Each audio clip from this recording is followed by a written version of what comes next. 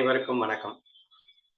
அகங்காரத்தால் ஏற்படும் கேடுகள் என்ன? கேடான விளைவுகள் என்னென்ன? ஏன்னா அதுல ஒரு நன்மை கூட இல்லைங்க. பட் அன்பார்ச்சுனேட்லி நம்ம ஏன் எல்லாரும் அகங்காரத்துல இருக்கோம் அப்படின்னு சொன்னா, அதுவும் பெரிய ஒரு நன்மை அது கொடுக்கிறது அப்படின்ற ஒரு தவறான புரிதல் இருந்துகிட்டு இருக்கு. ஒரு க்ஷண நேரத்துக்கு ஏதோ கெத்து அது இதுன்னு சொல்லிட்டு ஒரு க்ஷண நேரத்துக்கு ஏதோ ஒரு கொடுக்குற மாதிரி கொடுத்து மிகப்பெரிய படுகொலியில் தள்ளிவிடும் அந்த அகங்காரத்தை நாம் புரிந்து கொள்ளாததன் விளைவு இன்னும் நாம் அகங்காரத்தில் இருக்கிறோம் அப்படின்னு தான் சொல்ல வேண்டியது இருக்கு. ஸோ நீங்க சொன்ன பாயிண்ட்ஸ் எல்லாமே ரொம்ப ரொம்ப வேலிடான பாயிண்ட்ஸ். நான் அதை முதல்ல கோடிட்டு காட்டிடுறேன். அதுக்கப்புறம் எனக்கு தோணுதை நான் சொல்றேன்.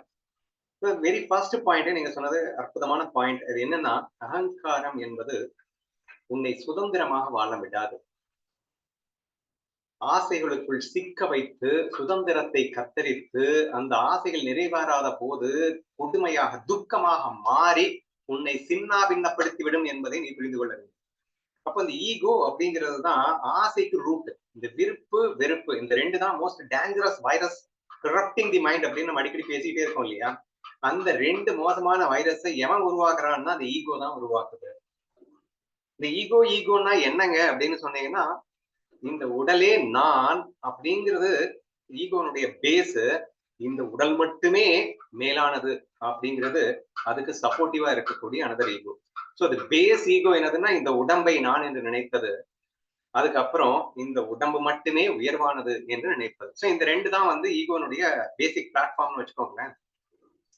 சோ அதுல இருந்து என்ன ஆகுது அப்படின்னா நிறைய கண்டிஷன்ஸ் போடுறோம். டே நான் இப்படித்தாண்டா இருப்பேன், நீ இப்படித்தாண்டா இருக்கணும். சோ எல்லாத்துக்குமே கண்டிஷன் போடுறது. சோ நான் இப்படி இருந்தாதான் நான் சந்தோஷமா இருப்பேன் அப்படின்னு சொல்லிட்டு கண்டிஷன் போடும்போதே நீ சிறைச்சாலைக்குள்ள போயிட்டேன்னு தானே அர்த்தம்.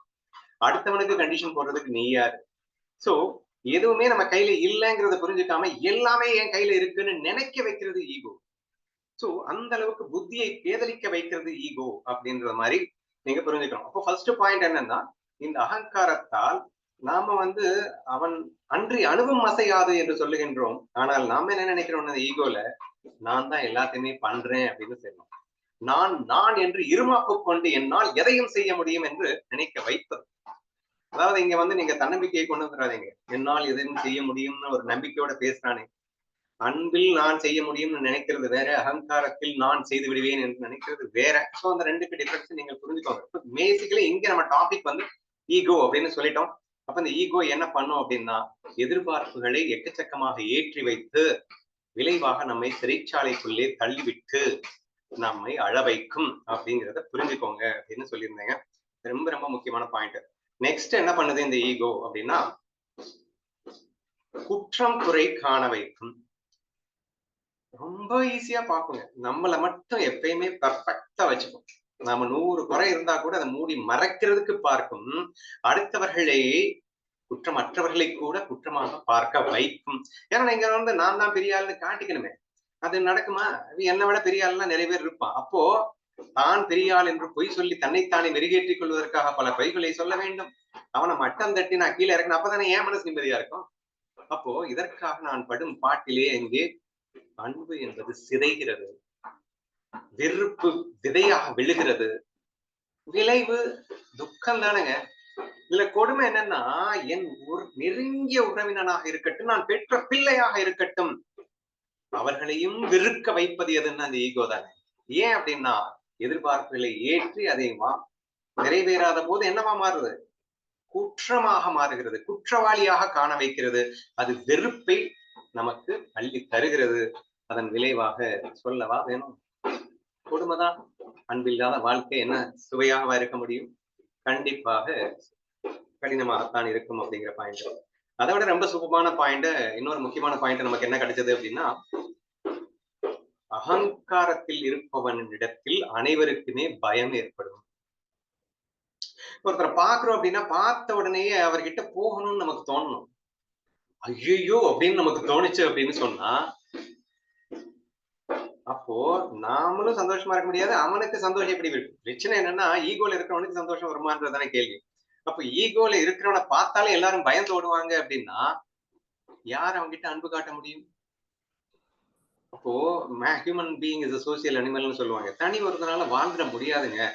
we have to live with the support of others தான்.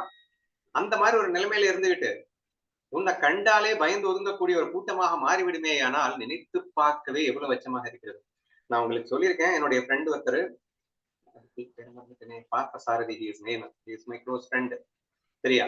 அவருக்கு ஒரு அனுபவம் என்னன்னா, தான் கல்லூரி நாட்களிலே ஒரு பெரிய தாதாவாக இருக்க வேண்டும் அப்படின்ற பேர்ல எல்லாத்தையும் அடிக்கிறது, உதைக்கிறது அப்படிங்கிற மாதிரி ஃபீலிங்ல இருந்துருக்காரு. எல்லாருமே அவரை பார்த்து பயப்படுறாங்க. பயப்படுறதை பார்த்து அவர் என்ன நினைச்சுக்கிட்டாருன்னா, எல்லாரையுமே விட உயர்வானவன்னு நினைச்சுக்கிட்டாரு. பட் ஒரு காலகட்டத்துக்கு அப்புறம், காலேஜ் எல்லாம் முடிஞ்சதுக்கு அப்புறம் எல்லாரும் ஃப்ரெண்ட்ஸ் பேசிட்டு இருக்காங்க. நாமளும் பேசலாம்னு போறாரு. எல்லாரும் பறந்துடுறாங்க. ஏன் நான் போனா எல்லாரும் ஓடி போறாங்க அப்படின்னு அவருக்கு தெரியல. இல்லடா, நம்ம பார்த்தாலே மரியாதை பண்றாங்கன்னு நினைச்சோமே. மரியாதை பண்ணல, பயப்படுறாங்க. பயப்படுறாங்கன்னா உனக்கு பிடிக்கவே இல்லைன்னு அர்த்தம். வெறுத்து ஒதுக்குறாங்கன்னு அர்த்தம். அது புரியல அவனுக்கு. நீ ஆட்சி பண்ணிட்ட அப்படின்னு சொன்னா உன்னை எல்லாரும் மரியாதையா பண்ணுவாங்க. அன்பால் ஆள வேண்டும். அதிகாரத்தால் ஆளுவது என்பது நடக்கவே நடக்காது. அப்ப இவர் அதிகாரத்தால் ஆழ்ந்த விளைவு என்ன ஆச்சு அப்படின்னா, லோன்லியா மாறிட்டார். அப்ப எங்கேயுமே போக முடியல. அப்பதான் அவர் ஃபர்ஸ்ட் டைம் புரியுது, ஆஹா நம்ம தப்பு பண்ணிட்டு இருக்கோமா அப்படின்னு. இதுல கொடுமை என்னன்னா, இந்த அகங்காரத்தினுடைய மோஸ்ட் டேஞ்சரஸ் திங் என்னன்னா, உடனே உங்களுக்கு சுட்டி காட்டாது. நீங்கள் செய்கின்ற தவறை கடைசி வரைக்கும் உங்க நல்லவன் என்ற போர்வையிலேயே போர்த்து வைத்து கடைசியில பழி வாங்கும் போதுதான், அப்பா இவ்வளவு ஒரு கொடுமையில் நான் வாழ்ந்தேனா என்று நாம ரியலைஸ் பண்ண வேண்டியது வரும். நான் சிம்பிளா சொல்லணும்னா, இந்த ஈகோவுக்கு பெஸ்ட் நேம் என்ன தெரியுமா? நம்பிக்கை துரோகிங்க.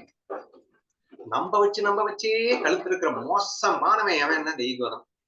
ஏன்னா நல்லவனாவே காட்டுவோம். இவன் என்னதான் தப்பு பண்ணாலும் சரி, நீ தப்பே பண்ணலடா, நீ எங்கடா தப்பு பண்ண அப்படின்னு சொல்லிட்டு இவன் நல்லவனாவே காட்டி காட்டி காட்டி காட்டி இவனை எந்த அளவுக்கு கெடுத்து குட்டிச்சவரை ஆக்கணுமோ அப்படி எல்லாம் ஆக்கி வேதனைப்படுத்துவது எதுன்னா இந்த ஈகோ தானே. நல்லா யோசிச்சு பாருங்க.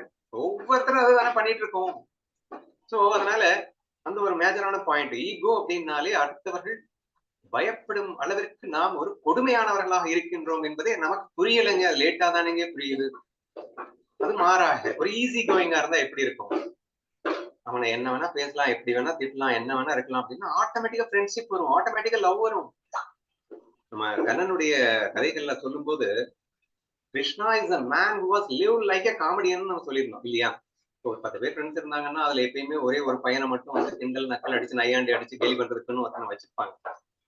அப்போ ரியலி பாத்தீங்கன்னா அவன் தான் ஈகோ இல்லாத, யார் என்ன சொன்னாலும் ரோசப்படாத, அப்படிப்பட்ட ஆளாக கண்ணன் இருந்தான்னு நம்ம சொல்லியிருந்தோம். he is most powerful man தான், இல்லைன்னு யார் சொன்னது? பட் அந்த நண்பர்கள் வட்டத்தில் தான் தான் கேலி கிண்டலுக்கும் ஆளாகும் ஒரு நிலையிலே அவன் வாழ்ந்து காட்டினான் என்றால் அது அகங்காரத்தின் பெருமை மகிமை, சரியா? அப்போ அந்த ஈகோ இல்லாம இருக்கு. ஏன் கண்ணனை எல்லாருக்குமே பிடிச்சது? ஏன் எல்லாருக்கும் பிடிச்சது அப்படின்னா அவங்ககிட்ட ஈகோ இல்ல, அவ்வளவுதான். ஈகோ இருக்கிறவன மரியாதை பண்ணுவது போல் வெளி தோற்றத்திற்கு செய்தாலும் உண்மையில யாருக்குமே பிடிக்காது என்பதுதானே உண்மை. அப்படி இருக்கும்போது என்னத்த நீ சந்தோஷமா வாழ்ந்துட முடியும் அப்படிங்கிறத மெயினா ஒரு பாயிண்டா நீங்க வச்சிருந்தீங்க. இன்னொரு சூப்பர் பாயிண்ட் என்ன சொல்லியிருந்தோம் அப்படின்னா, நீ பெரிய அறிவாளின்னு உன் மனசுக்குள்ள நினைச்சிட்டு இருந்தேன்னா யார் சொல்லதையும் கேட்க மாட்டேன். அப்ப எதையுமே நீ கத்துக்க மாட்டேன். உன் வாழ்க்கையில முன்னேற்றங்கிறதே இருக்காது. ஏன்னா நீனே பெரிய அறிவாளி, நான் எனக்கு எல்லாம் தெரியும் அப்படின்னா அப்ப யாரையுமே பாசிட்டிவாவும் பார்க்க தெரியாது, எல்லாரையுமே நெகட்டிவா தான் பார்ப்பேன். அப்ப எப்பயுமே அழுதுட்டு தான் இருப்பேன். யார்கிட்டையும் எதையும் கத்துக்கவும் முடியாது. லேர்னிங் ப்ராசஸே இருக்காது அப்படிங்கிற பாயிண்டையும் அழகா சொல்லியிருந்தீங்க. சோ இதுக்கு மேல நான் சொல்ல நினைக்கிறது அப்படிங்கிறது, அகங்காரம் என்றால் என்ன அப்படின்னா, அனைத்தும் ஒன்று என்ற அற்புத தத்துவத்தோடு வாழ்வது என்பது ஞானம். நான் வேறு அது வேறு என்று வாழ்வது அஞ்ஞானம் என்று ஞானத்துக்கும் அஞ்ஞானத்துக்கும் டெபினிஷன் சொல்றோம் இல்லையா? இப்போ நான் இந்த உடம்பு மட்டுமே நான் என்று நினைத்த மாத்திரத்தில் அப்ப நீ வேற. எப்ப நான் வேற நீ வேறன்னு வந்துருச்சோ அப்ப இந்த நானுக்கு முக்கியத்துவம் கொடுக்குறேன்னு சொல்லிட்டு நான் பெரிய ஆளா இருக்கணும், இந்த மாதிரி தாட்ஸ் வர ஆரம்பிச்சிருது. எப்ப வேற வேறையா பார்த்துட்டோமோ அப்பவே லவ் டெஸ்ட்ராய் ஆயிடுதுங்க. அனைத்தும் ஒன்றென்று அந்த தத்துவத்துக்குள் இருக்கின்ற வரைக்கும் தான் அன்பு என்பதே அங்க வேலை செய்யும். அந்த லவ்ன்றது டோட்டலாவே மிஸ் ஆயிடும். வேறையா பார்த்த மொமெண்ட்லயே மிஸ் ஆயிடும் அப்படிங்கிற, நீ வேற நான் வேறன்னு சொல்லும் போதே எங்க லவ் டோட்டலா மிஸ் ஆயிடுது அப்படிங்கிறதுதான் மேஜர் பாயிண்ட். அப்போ இந்த உலகம் என்பது ஒன்றே ஒன்றான பிரம்ம தத்துவத்தில் இருந்து இறை தத்துவமாக மாறி அந்த இறை தத்துவமே இங்கே பலாயிரம் ஜீவ தத்துவமாக இருக்கின்றது என்பது உண்மை. ஆனால் இந்த உண்மையோடு நீங்கள் இந்த உலகத்தில் விளையாடுவீர்களே ஆனால் கண்டிப்பாக பேரானந்தம் மட்டுமே இருக்கும். ஏன்னா அங்க லவ் மிஸ் ஆகாது. நீ வேற நான் வேற இல்லைன்னு ஃபீலிங்ல இருந்தோம் அப்படின்னா எப்படி லவ் மிஸ் ஆகும்? சொல்லணும் அப்படின்னு சொன்னா நம்ம அடிக்கடி சொல்லுவோம் இல்லையா, ஃப்ரெண்ட்லி கேம்ல பியூர் லவ்ல வந்து நீ கேம் ஆடுற அப்படின்னு வச்சுப்போம். அப்போ எதிரில இருக்க நீ சண்டை போடுற. ஆனா அவன் என்ன ஃபீலு, நீ ஜெயிச்சாலும் நான் ஜெயிச்ச மாதிரி தான், நான் ஜெயிச்சாலும் நீ ஜெயிச்ச மாதிரி தான். நீ வேற நான் வேறயே இல்ல. உன் சந்தோஷம் என் சந்தோஷம், என் சந்தோஷம் உன் சந்தோஷம். இந்த நிலையில் இருந்து கொண்டு விளையாடுகின்ற விளையாட்டின் அற்புதத்தை நம்ம ரொம்பவே பேசியிருக்கோம் இல்லையா? அப்ப ஒருத்தர் கிட்ட நீங்க லவ்ல இருந்துட்டு அவங்க கிட்ட கேம் ஆடும்போது இவ்வளவு சுகமா இருக்குன்னா இந்த உலகத்தையே நேசிச்சா அப்படின்னா என்ன அர்த்தம்? அங்க ஒன்னஸ் ஃபீல் அங்க மட்டும்தான் இருக்கு. நான் வேற அவன் வேற இல்லன்னு சொல்றோம் இல்லையா? அதுக்கு பேர் தாங்க ஒன்னஸ் ஃபீல். அதுதாங்க அந்த தத்துவம். அனைத்தும் ஒன்றென்றும் அந்த தத்துவம். இந்த தத்துவத்துக்குள்ள ஒருத்தன்ட்ட வரும்போது இவ்வளவு சுகமா இருக்கு அப்படிங்கிறப்போ அனைவருக்கும் வந்து விட்டால் அது எவ்வளவு பெரிய பேரானந்தம் என்று சிந்தித்து பார்க்க வேண்டும். ஆனா மாறாக அப்படியே ஈகோக்கு வாங்க. இங்க நான் வேற அடுத்தவன் வேற அப்படின்னு நினைக்கிறப்போ ஒன்னஸ் ஃபீல் டோட்டலா டெஸ்ட்ராய் ஆயிடுது. ஒன்னஸ் ஃபீல் டெஸ்ட்ராய் ஆன மொமெண்ட்ல லவ் டெஸ்ட்ராய் ஆயிடும் அப்படின்னு புரிஞ்சுக்கோங்க. அப்போ அந்த ஃப்ரெண்ட்ஷிப்னு சொன்னேன் இல்லையா, நீயும் நானும் ஒண்ணுடா அப்படின்னு பழகும் போது அடிச்சுக்கிட்டா கூட சுகமா இருக்கு. ஆனா நீ வேற நான் வேறன்னு சொல்லிட்டு பழகும் போது நீங்க அவனுக்கு கொஞ்ச நாள் கூட சுகமா இருக்காதுங்க. அது ஒரு போலியா தாங்க இருக்கும். அங்க ட்ரூனஸே இருக்காது. முழுக்க முழுக்க எதிர்பார்ப்பு, பயம் இப்படியான ஒரு எமோஷன்ஸுக்கு மத்தியில தான் நம்ம வந்து வாழ வேண்டியதா இருக்கும் என்பதை எல்லாம் புரிந்து கொள்ள வேண்டும் அப்படின்னு நினைக்கிறேன். சரி, இப்ப இந்த ஈகோ அப்படிங்கிறத அழிக்கிறதுக்காக தான் அந்த ஆன்மீகம் அப்படிங்கிறதே உருவாயிருக்கு. ஏன்னா நாமெல்லாம் ஒரே தத்துவத்தில் இருக்கின்றோம் என்பதை மறந்து ஜீவ தத்துவமாக வந்த பிறகு இந்த முக்குணங்கள்ல சிக்கிட்டோம். இந்த குணங்கள் என்பது மாயை என்று உணரப்படும் போது இந்த அனைத்தும் ஒன்றென்ற தத்துவம் உணரப்படும். சரியா? அப்போ ஈகோனுடைய டேஞ்சர் மட்டும்தான் கேள்வி. தீர்வுன்னு கேட்கல. தீர்வுன்னு சொன்னா எனக்கு தெரிஞ்சு இந்த உலகை மாயையாக காண வேண்டும்.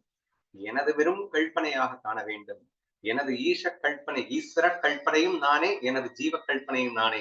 எனது ஈஸ்வர கல்பனையும் ஜீவ கல்பனையும் கலந்தது இந்த உலகம் என்ற இந்த அற்புத புரிதலுக்குள் ஒருவன் வருவானேயானால், அனைத்தும் ஒன்றென்ற தத்துவத்துக்குள் வருவானேயானால் அகங்காரத்துக்கு இடமின்றி போகிறது.